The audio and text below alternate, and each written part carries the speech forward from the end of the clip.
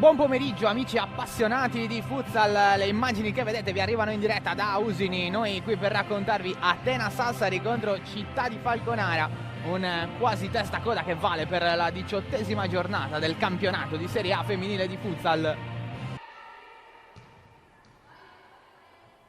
Luciani, c'è Pato a destra, servita invece De Biasi a sinistra.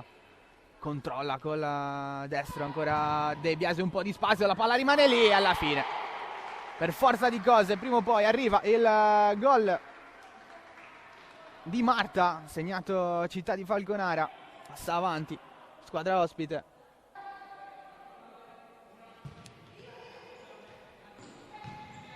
Pallone ce l'ha ancora Falconara, Dalmas. De Biase, si muove Marta sulla destra, servita, occhio perché può calciare e trova un buca d'angolo, un colpo da biliardo della numero 7, doppietta per Marta. Pallone per Raffaella Dalmas. Calcia Dalmas, distrugge l'incrocio dei pali, non vale però per il 3-0, il pallone allora è ancora buono per Marques, non passa in tunnel, allora ancora Dalmas che supera da Zara.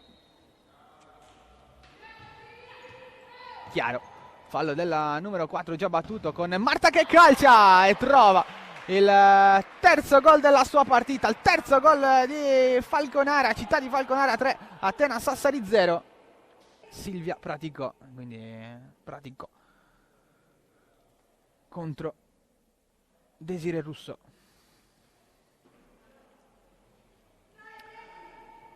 Dopo questo ci sarà 1 minuto e 26 a giocare prima della fine di questa partita, da decidere quindi soltanto quello che sarà il reale risultato finale.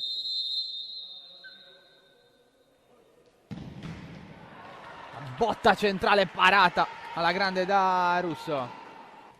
Marta ancora, ultima azione della partita con Pratico che prova a chiudere il triangolo con Marta.